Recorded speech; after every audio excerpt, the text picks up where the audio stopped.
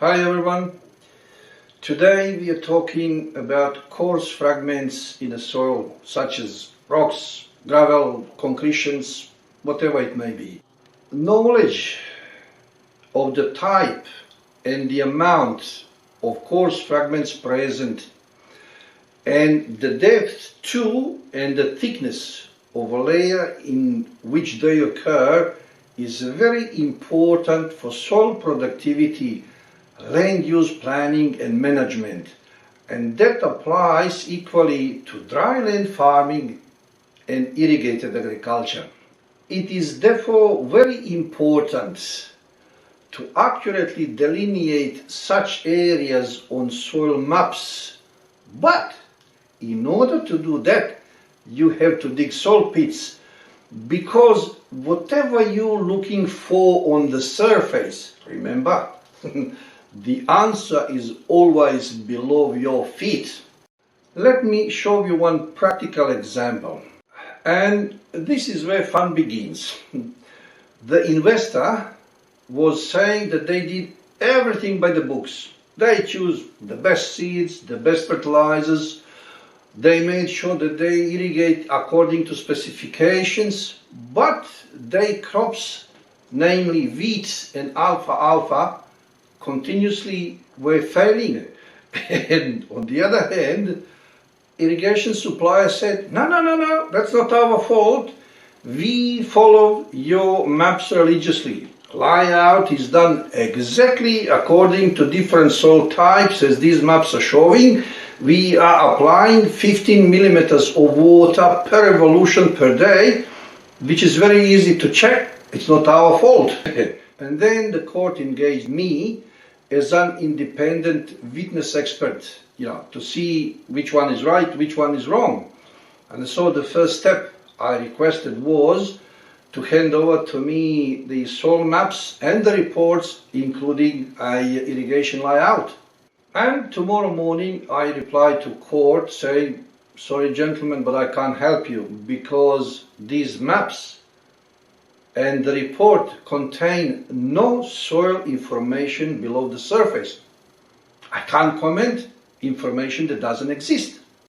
So what now? Now we have to dig a soil pits in a particular pattern in both better growing areas and bad growing areas to find out what's causing those differences that we see on the surface. Guess what? That's what I found. That's what they saw themselves.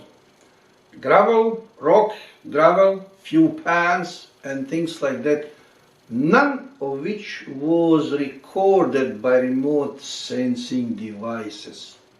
None.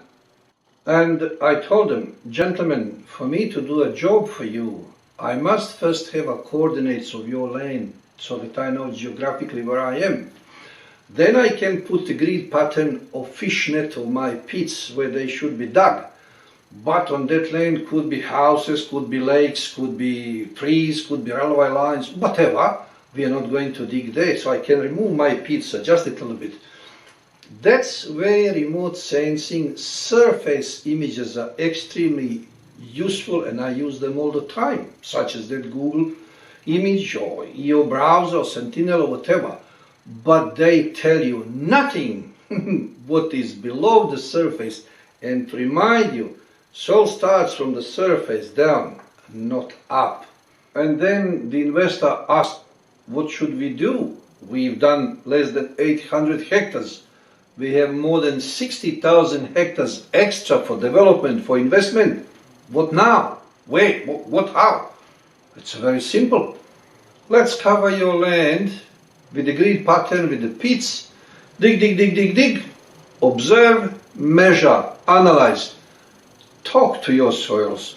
They will tell you much more than you can comprehend. If you pay attention to those dots, they represent soil pits that we examine, that I examine. Each one of them has their coordinates. You can always locate it after whenever. Now, each one of those pits, or these examined site has their own health chart. Not only what you see above the surface, but the most importantly what you see and measure below the surface, starting with the depth and thickness of every single layer, horizons, shapes, etc., the texture of each layer, the structure, the coarse fragments that we're talking about, engineering properties, plasticity, and so on and so on. None of which can possibly current remote sensing technology measure. That's why they couldn't show it. That's why they lost their court case like this.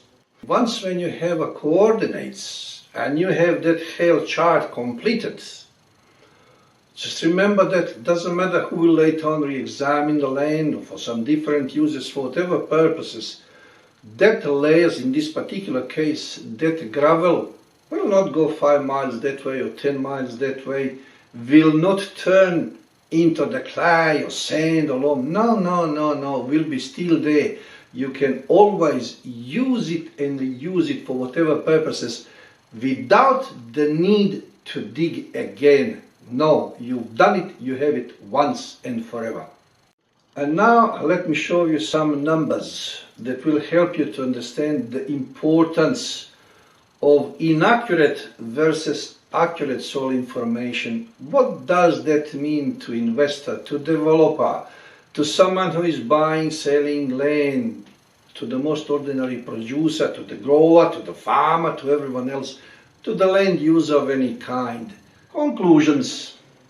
Projects like these are very expensive and they are done only once, right or wrong.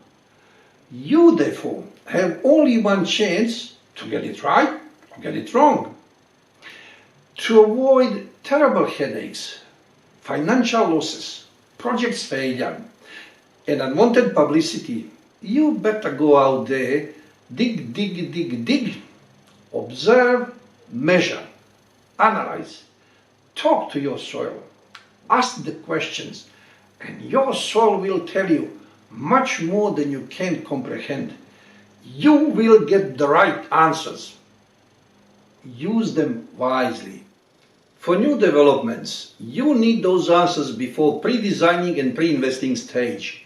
In existing enterprises, where you already know where good and bad ugly areas are, go out there and make sure that you check them thoroughly. Don't presume because you see the symptoms are the same on the surface that the problems below the surface are the same. No, they can be vastly different. So therefore, if you use wrong strategies, you can make your soil worse than it was before remediation. Don't. Check it thoroughly, check all areas. Once when you know what you're dealing with, you can easily turn your failure into success. Just like this.